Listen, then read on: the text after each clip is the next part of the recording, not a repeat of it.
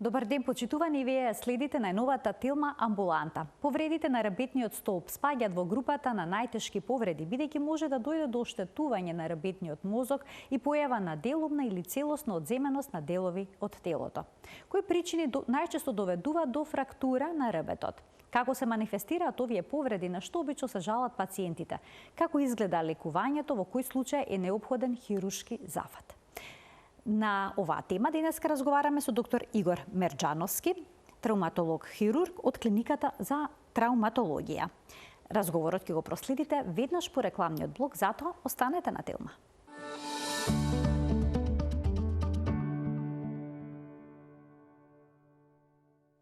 За повредите на рабетниот столб денеска разговараме со доктор Игор Мерџановски, хирург-травматолог од Универзитетската клиника за травматологија. Докторе, добре ни дојдовте во студиото на Телма. Добар ден, најдов, да. Благодарам за поканата. Докторе, сите се плашиме од повреда на ребетот, бидејќи знаеме дека може да дојде до оштетување на рабетниот столб и тоа да доведе до разни невролошки компликации, па дури и одземеност на екстремитетите. Па сега, кој дел од ребетот треба да биде повреден за некој да заврши во инвалидска количка? Па, повредите на рабетниот столб, знаем дека рабетниот столб е, нели, се е врзано на него и затоа и се вика рабетен столб. Повредите кои што настануваат во вратниот дел на рабетниот столб може да направат одземеност од вратот надоле, значи во зависност од на кое ниво е повреден вратниот рбет. Значи рбетот се дели на вратен, торакален, лумбален и сакрален дел. Така да ако имаме повреда во вратниот дел на рбетот или имаме некоја дегенеративна промена во вратниот дел на рбетот, каде што перзистира подолго време, со болки во вратот, трнење во рацете, тогаш може да прогредира во одземеност на екстремитетите на рацете и на нозете. Ако имаме повреда во зависност, значи од нивото каде што е, ако имаме на торакалниот дел, торакалниот е веќе градниот, тоа е градниот дел, да. Добро. Градниот дел на рбетниот столб, ако имаме таму некоја повреда, тогаш нервите кои што излегуваат од тој дел на рбетот, под него настанува, значи, одземеност. Најчести повреди се повредите на вратниот дел на рбетот и на лумбалниот. Торакалните или градните пршлени или дел од рбетниот столб е позаштитен затоа што он веќе е врзан и со предниот дел на стернумот и прави една кошница и тој дел е доста стабилен. Тука се ребрата, така? Да, ребрата се, значи тој е еден како граден кош кој што и тој дел треба многу висока енергија на сила за да се скрши. Ако имаме повреда на лумбалниот дел, тој е делот под појасот, нели на појасот каде што е, таму веќе може да имаме и да очекуваме невролошки промени и болки по нозете, трнење и на крај одземање на долните екстремитети. И тогаш дел од пациентите завршуваат во инвалидска количка, се тие кои што завршуваат со, нели, повреда на тој дел од рбетот, во долниот дел, они можат со рацете да се служат со инвалидската количка. Ако имаме повреда на вратниот дел од рбетот, тогаш тие пациенти се малце потешки за лекување, за нивната рехабилитација. Бидејќи доаѓа до одземеност од вратот да, они надолу. не можат да стојат ниту во количка, они се веќе у лежечка положба и кај нив треба специјална нега. Докторе, од што зависи дали ќе биде делумна одземеноста или пак целосна? Па зависи од повредата, зависи, знаеме дека рбетниот столб од него он се наоѓа у една заштитен од самите пршлени, од напред од сите страни е заштитен. Ако настане повреда на рбетниот столб, ако дел од скршеницата или дискот притисне на рбетниот столб, тогаш настанува во зависност од повредата делумна одземеност, каде што ние хирурзите кои што се бавиме со лекување на овој тип на пациенти, треба многу брзо да ја воочиме таа промена и да оперативно направиме така кажена декомпресија или тој дел кој што притиска во рбетниот столб се тргне на време. Споменавте дека има разни причини кои што доведуваат до повреда на работниот столб. Сообраќајните незгоди, сите знаеме дека можат да бидат можеби водечка причина за скршеници на ребетот. Дали секогаш мора повредата, односно ударот да биде многу силен за да се случи нешто вакво? Па не мора да биде многу силен. Еве да кажам да биде незгоден ударот. И да настане значи повреда на работниот столб. Обично при такви енергетски повреди со помал интензитет е кога е неочекувано удрен пациентот, он не го очекува ударот и тогаш најмногу страда вратниот дел од прштенот. Значи тој не очекува во моментот, мускулатурата е олабавена, така да во тогаш не треба многу голема енергетска сила за да се направи скршеница или да делот дискот се притисне во орбитниот столб. Исто така можеме да слушнеме предупредувања при скоковите во вода. Зошто е толку важно да се внимава? Затоа што секогаш се работи за младата популација, они многу ги сакаат тие скокови во вода. Многу е битно што при самиот скок во вода со целата тежина они скокаат на глава.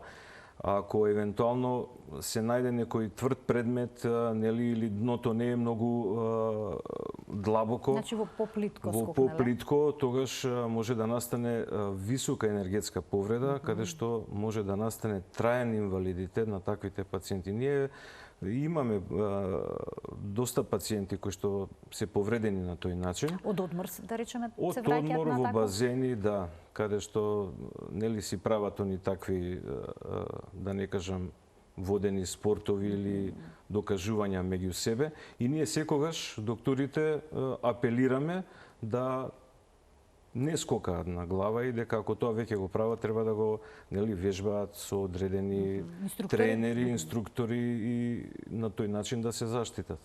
Исто така велат дека спортот е добар за ребетот, но може ли тој да доведе до некакви повреди на ребитниот столб? Спортот е добар, но екстремните спортови, како се високо ризични, тоа се скокање со падобран. Јас имам еден пациент кој што ми е другар од детство со параглајдер, он падна со параглајдер, па направи повреда на рбетниот столб, за среќа помина без никакви невролошки испади. Таквите спортови се опасни. Сите оние кои што ги преферираат тие спортови, адреналински да кажам, треба да се спремни дека може да настане било каква повреда. Кревање товар, да речеме кревање тегови при вежбање, тоа може исто да биде проблем? Кревањето на тегови, поготово кај е актуелно сега кај овие теретани што ги викаат, е убав спорт. Може да веруваме во таквиот спорт дека ќе допринесе за подобрување на здравјето, на мускулната маса и сето тоа, но секогаш треба да вежбаат во присуство на персонален тренер. Никогаш помладите деца, да не кажам, кои што се наоѓаат во пубертет или предпубертет, да не вежбаат сами на своја глава, без тренер. Тоа значи дека разни типови насила може да доведат до повреда на ребетот, да речеме истегнување. Точно, они не си ја знаат силата која што ја имаат за да подигнат одредена тежина. Они секогаш го гледаат тој до нив дека дига поголема тежина, па се надпреваруваат меѓу себе и така може да настанат сериозни повреди на рбетниот столб. Ние имаме неколку такви повреди при дигање на тежина во место, да комплетно имаме отсекување на рбетниот столб, така да тој пациент... Сериозни повреди со инвалидитет.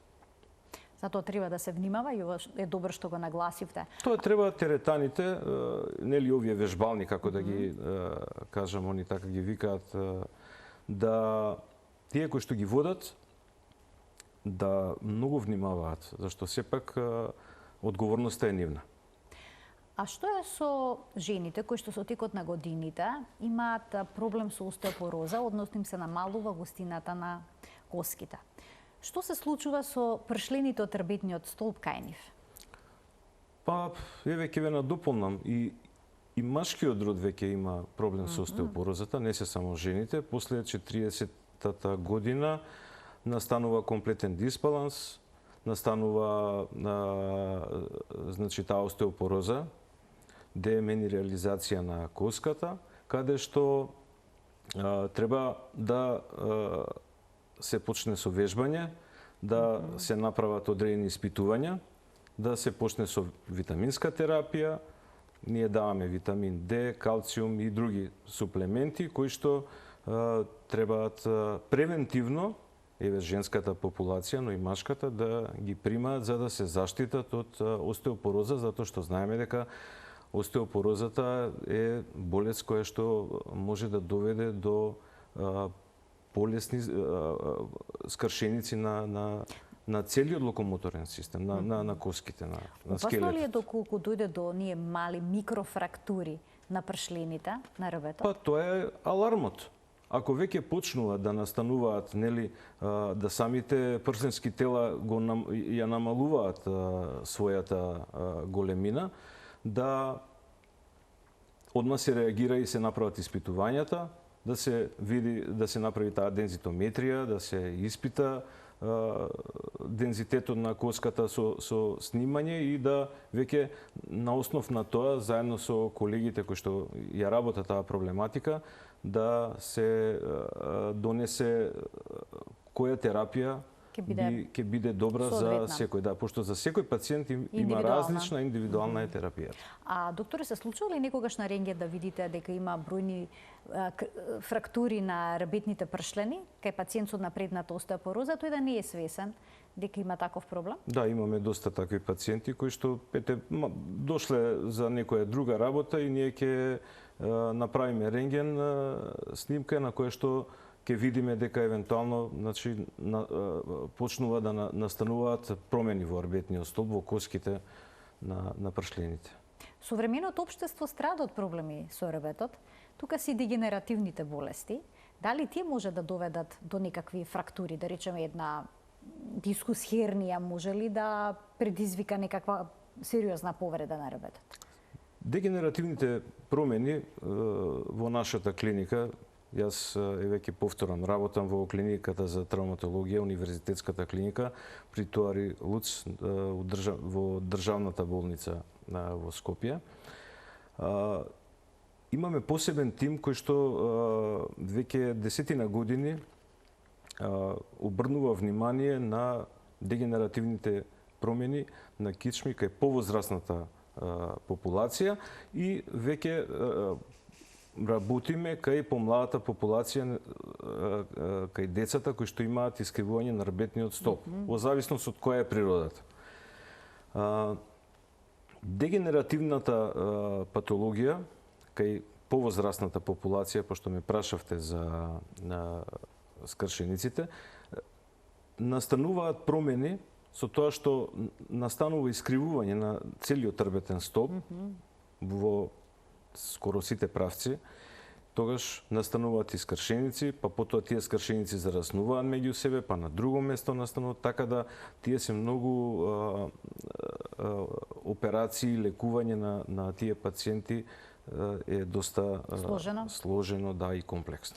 Што говорат статистиките, на која возраст најчесто почнуваат да се јавуваат скршеници на рбетот? Па скршеници на рбетот од 40-та година па нагоре, можам да кажам, во зависност од тоа што кој профил на пациент имаме. Пациентите кои што повеќе спортуваат, се движат и се активни, немаат зголемена телесна тежина, немаат скршеници, додека другата категорија имаме промени дегенеративни, имаме значи дискови кои што притискаат во рбетниот столб, така да тежината, физичката активност и генетиката се доста клучни и битни за... А колку често кај овие повреди доаѓа и до компликации од невролошки карактер? Па во зависност од повредата. Значи, секој пациент е своја приказна во лекувањето, така да ако пациентот кој што почнува со невролошки испади, значи повторно ќе кажам дека тоа веќе вклучена алармот, да.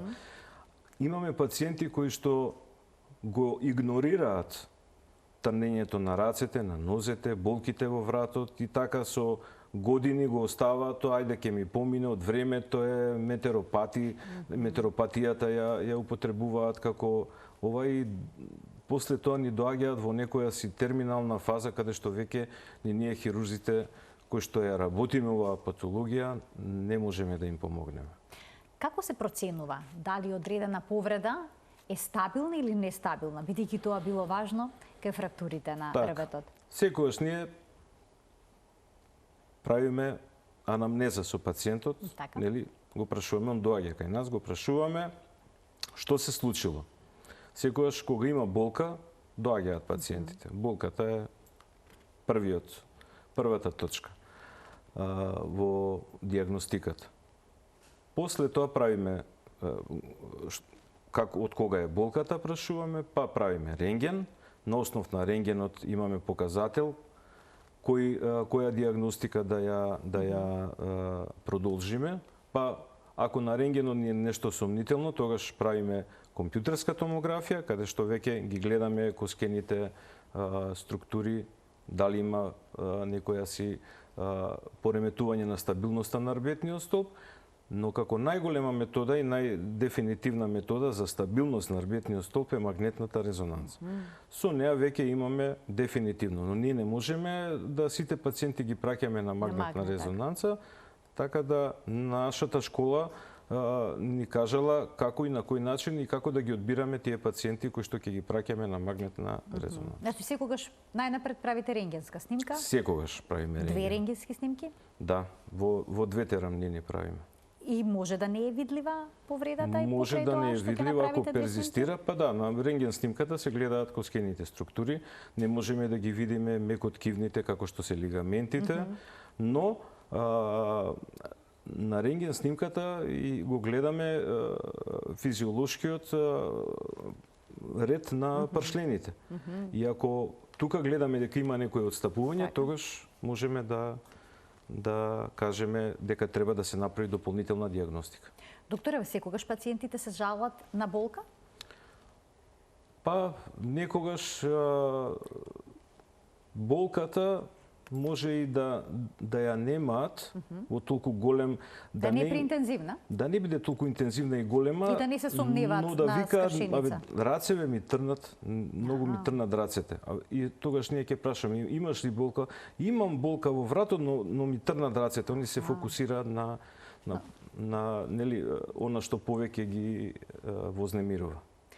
Докторе, доколку се случи некаква повреда, некаков пат, и постои сомнеж за повреда на рбетниот столб, која е првата помош? Што треба да се направи за да не се влоши повредата? Брзата помош кај нас во последниве години можам да кажам дека е доста обучена. Секогаш кога има повреди, еве сега ќе кажам за сообраќајките што настануваат, прво што треба да се направи, а мислам дека и брзата помош е доста обучена. Не ги носат пациентите доста добро згрижени од местото на повредата каде што настанало. Нели ставаат околу вратник, ги ставаат на рамна даска, да не има повреда на рбетниот столб и тој транспорт е многу битен.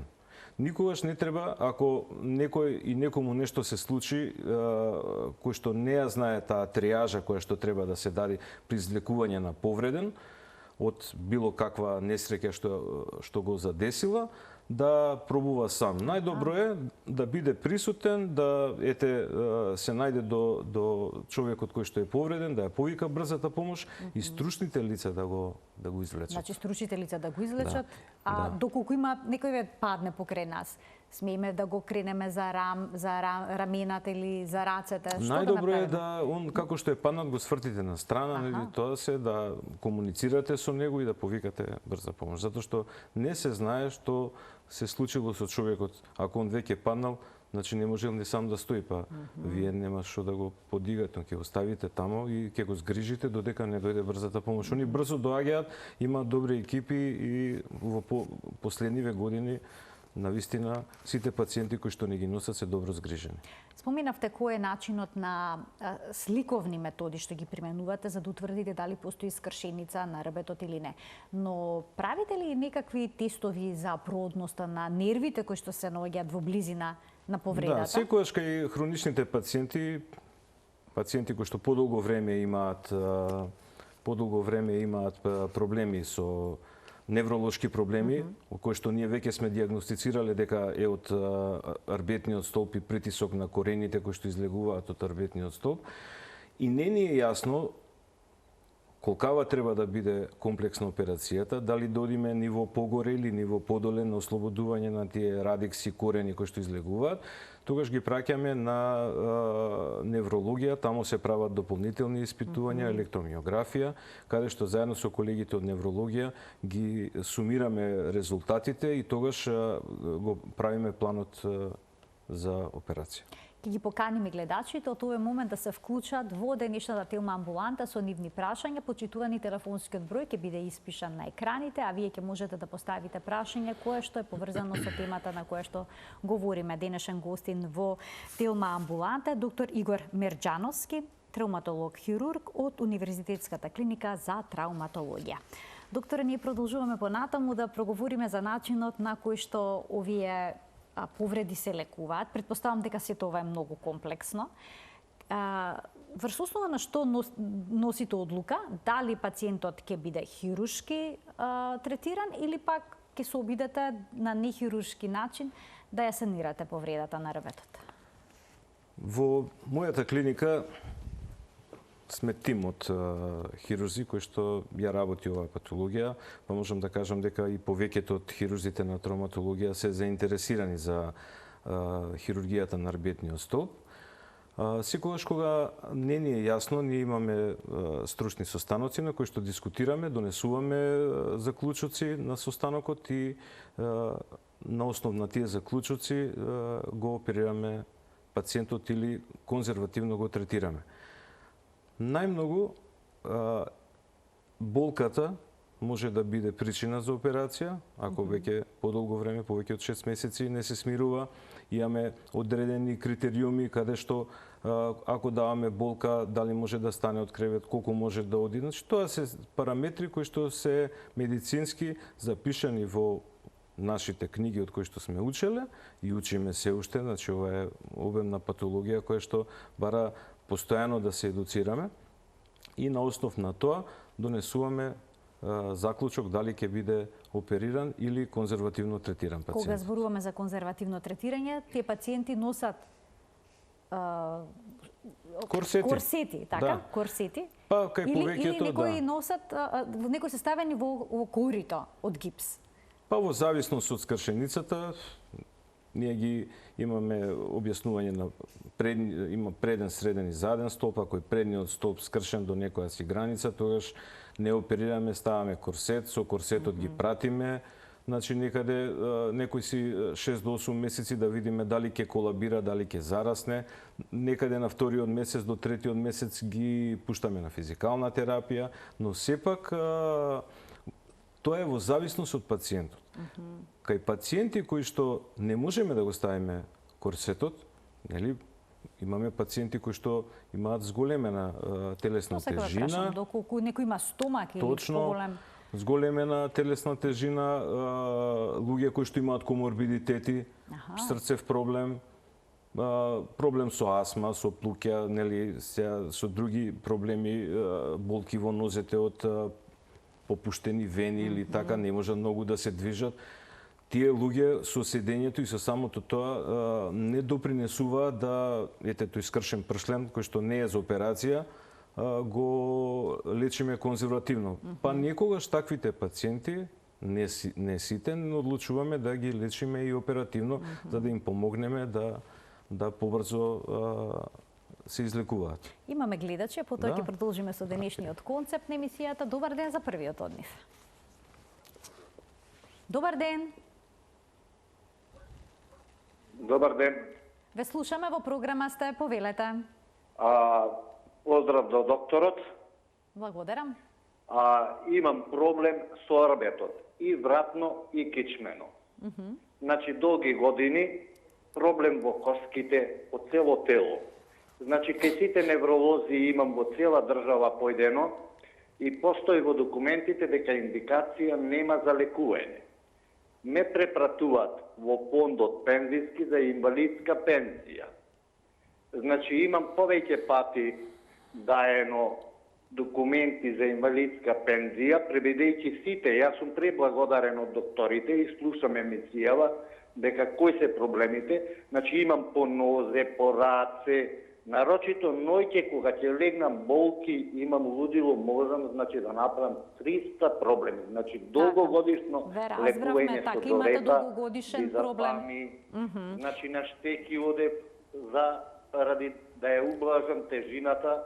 Тежината. Колку години имате? Има проблем со фондот. На која така, јасно. Јас сум вработен. На која возраст сте?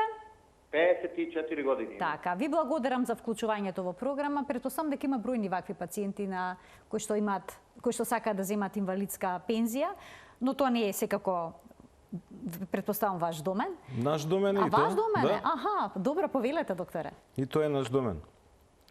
Препораката за овие пациенти кои што имаат проблеми од типот, како што кажа гледачот, се надевам дека ќе го видам во вторник во амбуланта кај мене да дојде па да ги разгледам резултатите кои што испитувањата кои што ги има, па и ние даваме препорака за инвалидско пензиско, каде што ќе имаат скратено работно време или на некој начин ќе добијат инвалидска пензија.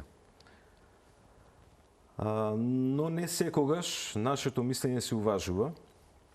Најверојатно има други критериуми во комисијата која што работи таму, така да они доаѓаат повторно кај нас, па ние пишуваме, ама имаме соработка, така да доста наши пациенти имаат добиено таква пензија или скратено работно време. А пациентот кој што кажува дека гледачот се извинувам, кој што кажува дека имал проблем во вратот и во долниот дел, дегенеративата секогаш оди и во вратот и во лумбалниот, во 90 и нешто степени. Така значи, ако се јави во вратот, може се очекува веднаш дека ќе се јави во лумбалниот дел? Веќе е јавено таму, но може би не. Само може би не се манифестирани симптомите. Така да имаме ние пациенти кои што ги оперираме и во вратот и во лумбалниот дел.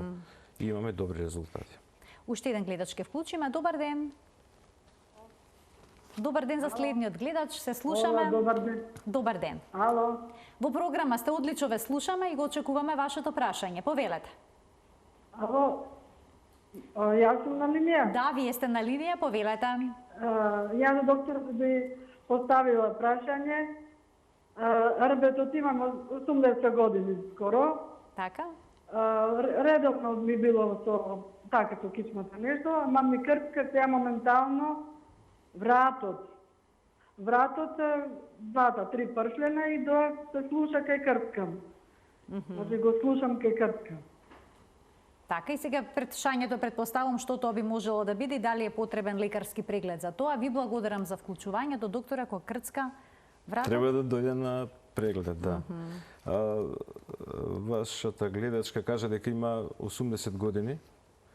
Годините се само бројка, ќе кажам, затоа што индивидуално е, ако во зависност од кондицијата и коморбидитетите и другите болести, така да ние сме оперирале и над 90 години пациенти. Значи возраста не е клучна, туку физичката кондиција Точно. и Срце, општото здравје, луѓе, општото здравје, отсуство на хронични болести. Да. Некош и помлади луѓе ги има, така што... Да, затоа годините кажувам дека... Не се клучен критериум. Не. Во кој случај се одлучувате да направите, докторе, операција? Дали треба да има дизлокација некаква? Дали нервите треба да се притиснати? Се е математиката. Нашата обука и учење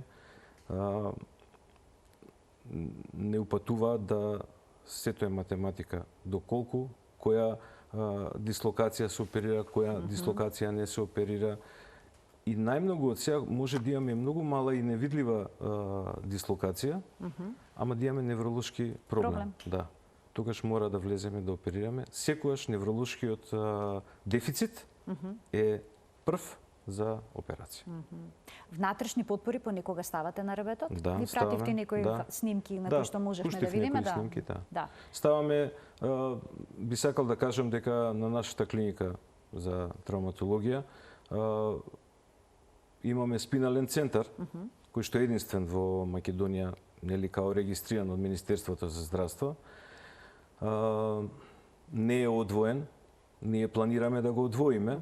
Неколкуте хирурзи кои што имаме амбиција да направиме уште една клиника, посебна клиника за спинална рбетна патологија и да добиеме нели можност да повеќе пациенти кои што не чекаат, имаме голема листа на чекање со дегенеративните проблеми на рбетниот столб, како и кај повозрастната популација, така и кај младата популација, кај децата со сколиозите. Чека, не можеме да стигнеме да дојдат на ред. Значи не може да се згрижат сите што имаат не можеме да ги потреба згрижеме, да, ние работиме, ама не можеме затоа што тука веќе ние патологијата на самата клиника на травматологија ние примаме и повреди, примаме и скршеници на нозе, на раце и така имаме пациенти со сите видови на скршеници, така да приоритетот ни се нели скршениците, прво нив ги згрижуваме, а после тоа кога ќе имаме слободно место, време и операциона сала, тогаш работиме вакви дегенеративни кичми или рбетен столб. Кога има и внатрешна потпора, доктор? Да, ова е внатрешна потпора, овие се штрафови, така кажани, и родови, измеѓу се врзани со тоа. На оваа слика се гледа магнет, каде што дисковите веќе ја потиснале рбетната мождина и тука овој пациент се е згрижен така што е направена декомпресија, ослободена е ова и пациентот е во добро состојба. Оваа потпора доживотно ќе треба да стои? Во зависност.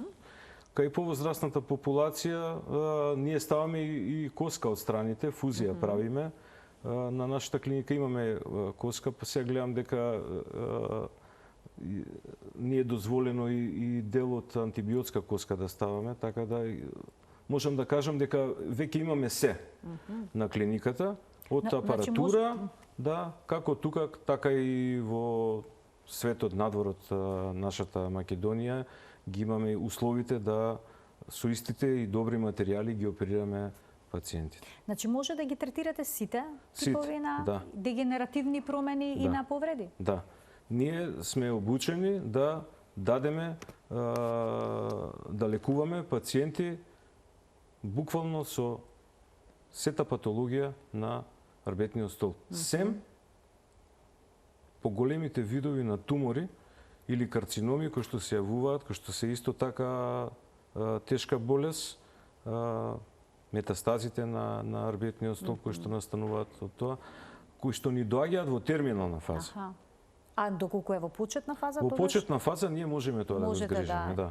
А во терминална фаза се уште не сме обучени, ние имаме помош од турски професори кои што доаѓаат кај нас.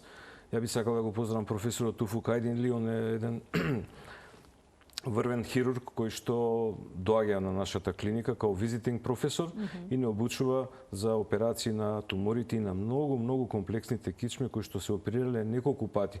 Ја имам еден пациент кој што го чека професорот, така да опериран 7 пати, се уште има болки од земеност на едната нога и го чека професорот, он доаѓа од време на време и вакви комплексни операции не обучуваат. Ние нашата обука е и тука сме се обучувале со професорите кои што работеле на клиниката, како професорот Савески.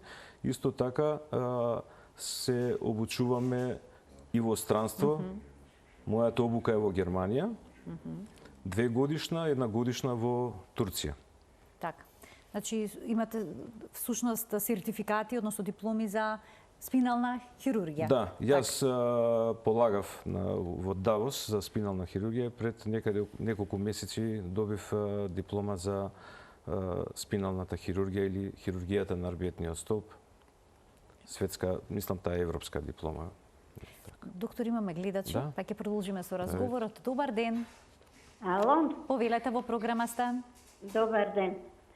Имам едно прашање до докторот. Прво му ја поздравувам и поддржувам идејата за отварање на спинален центар.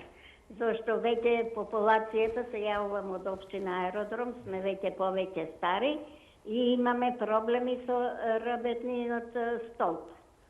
Сакам сега да го прашам докторот, јас сам една од тие со изразени дегенеративни промени и во вратот и во лумбалниот дел. И сега одев на ортопед, медикаментозно, стално сум со тие витамини, суплементи, овие противболки, колагени. Сега подобрување нема и ми препорачува ортопед инекција во кичмата во нервот. Па би го прашала докторот какво е тоа, мислам, дали има успех. Така, искуството со таа процедура, дали би дала резултат? Како би... Така, ви благодарам за вклучувањето во програма. Докторе, што можете да советувате? Тоа е блокада, А блокада е тоа? која што се става во пределот каде што се зглобуваат самите пршлени, во задниот дел, и се става одреден лек, кој што ја намалува болката. Мислам дека е еден од начините за лекување на болното место на рбетот. Значи, советувате да се направи таа постапка доколку е неопходна. Да. Ние ја правиме и под компјутерска томографија, ја правиме под рентген, значи со долга игла се влегува точно на местото каде што е болката и таму се става. Имаме многу добри анестезиолози. Тоа значи не можам да не ги спомнам, кои што ја работат оваа патологија заедно со нас. И дел од пациентите предоперативно ги боцкаат со вакви блокови на местото кај што ние работиме, да така после постоперативно они нема никаква болка. И пациентите после операција некаде за 2 дена ние веќе ги вертикализираме, ги стануваме, што е многу битно кај повозрасната популација. Верувате, психолошкиот фактор ни е многу битен. После операција на кичма секогаш народски стои да не останам во количка, да нешто ми се случи, да не можам да мрдам, така да ние одма вториот, третиот ден ги стануваме, ги вертикализираме и они веќе сваќаат дека може да си продолжат нормално и психолошки, тоа е многу битен фактор, да. Ние имавме психолог кај нас на нашата клиника кој што работеше и соработуваше, но ете така замина на друго место. Немаме, се надевам дека сега ќе имаме можност да вработиме некој психолог кој што ни е потребен.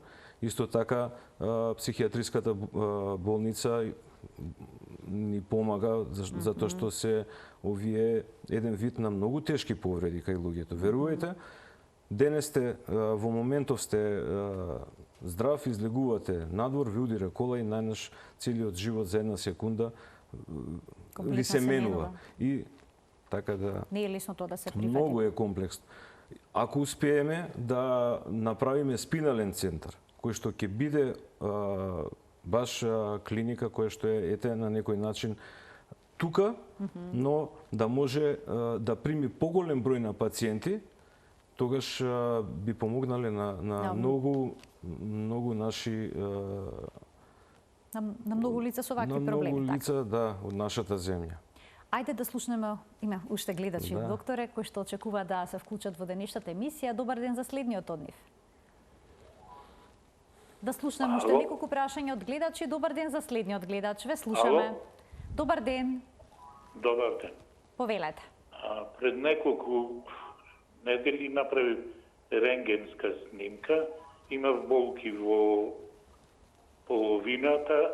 Сега известај од рентгенската снимка гласи остеопороза, иницијална дискоконверсна девијација на ЛС рбет со лесни редуцирани лортрози.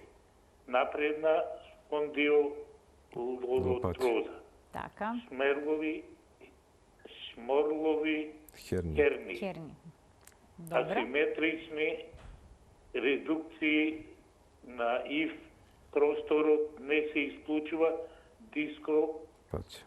дископатија. Дископатија, така. Од L3 до E7. Напредна астроза на фасадни зглобови. Што понатаму и што е...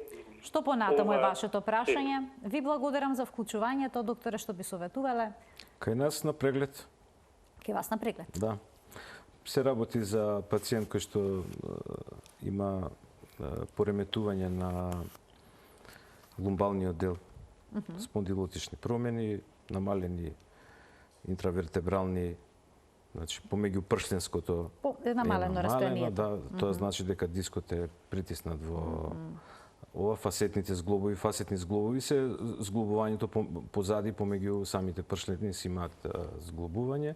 Од тука може да му се болките и така. Он ќе дојде кај нас, ќе го прегледаме, ќе направиме дополнителни испитувања, неговата кондиција, стручниот состанок и ќе одлучиме што понатак. Оние кои што, доктор, има дискус хернија, потребно да се оперираат или може спокойно да се повлече само од себе, ако се чека доволно? Да, еден мој пријател, исто хирург од Германија, доктор Бибер, викаше вака: знаеш ли, вика, доктор Мерџановски, колкава ми е листата на чекање за дискуси. Викам, колкава ти? Вика, не можам да ти представам колкава ми. Но секојаш, вика, ми останува иста. А ја, вика, додавам по 10 до 20 пациенти, вика, секој месец. Викам, не ве разбирам, викам, колега. Па вика, дел од тие дискусии се редуцираат, се враќаат назад. Така да ние таквите пациенти не ги оперираме одма, секојаш ги праќаме на физикална терапија, даваме суплементи, вежби, со тек на време дел од тие пациенти не им се враќа. Но ако повеќе од 5-6 месеци континуирано со ништо не може да помогнеме, тогаш правиме операција на диск. Таа операција се вика дисектомија. Ја работиме во неколку видови, дури ја работиме под камера со мали инцизии, влегуваме со камера и се вади дел од дискот таму кај што притиска. Така да Има решение и за тоа. Има решение, да. Имаме уште еден гледач. Добар ден. Имаме уште еден гледач, на вистина многу малку време до крајот на денешната емисија, затоа ќе го замолам што поконцизно да го постави прашањето. Добар ден. Добар ден, поздрав доле у студиото. Ви благодарам, повелете. Сега, јас сум, да бидам, што рековте, јас сум инвалид со вроден инвалидитет церебрална парализа. Така? 2011 година ме оперира професор Тодор. Имам фиксација на лумбалниот дел L1, L2. Тоа е 2011. 2013 ортопедски захват и на бифит. Но се уште се манифестира оноа сноцло искусство. Екстензија која правам и губам екстремитет. Значи само во ситуација на екстензија. И осекам сега во последнава година ми баните. Сицка малку, доктор, добра? Добра? И сега не знам што повеќе. А сега ефемтеско се дизам со матариски и, како се рекол, патечен болки во лумбалниот дел, кога правам екстензија. И тогаш ги губам екстремитет. Така, имате проблеми бројни.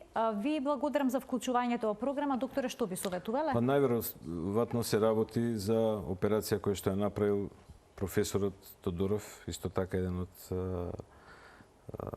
постарите хирурзи кои што работеа на нашата клиника. Он мислам дека се уште работи. Пациентот треба да дојде до кај нас да направиме испитувања. Ова што го слушнав кажува дека треба да се направи ревизиона операција, да се повтори операцијата и да му се помогне на пациентот. Докторе, јас ви благодарам многу за вашето денешно гостување во Телма амбуланта. Се надевам дека овој проект што сте го замислиле успешно ќе се реализира, бидејќи современото општество страда од проблеми со рбетот. Ние сме исто така дел од светот и претпоставам дека бројот на пациенти кои што имаат некаков деформитет или пак дегенеративна болест, но и повреда на рбетот не е воопшто мала и кај нас. Да. Ви благодарам на можноста да бидам ваш гостин. Многу убаво си поминав во емисијата. Баш ми е драго. Дел од пораките, па да не кажам најголемиот дел од пораките кои што сакав да ги пратам до вашиот аудиториум, ги пратив. И уште би сакал да кажам дека во склоп на спиналниот центар кој што планираме да го направиме на нашата клиника, да го допрошириме и направиме поголем, ќе биде и физикалната терапија за пациенти со вакви проблеми и со вакви инвалидитети. Бидејќи рехабилитацијата е многу важен дел од... Многу важна, да, ние имавме неколку случаеви кои што беа медиумски експонирани, но не се само тие пациенти, ние имаме доста голем број на пациенти на кои што им треба постоперативна рехабилитациона нега. Докторе, ви благодарам уште еднаш за гостувањето во Телма амбуланта. Почитувани, ова беше се во денешната емисија. Ви благодарам и вам за вниманието со кое што не следевте. Пријатно.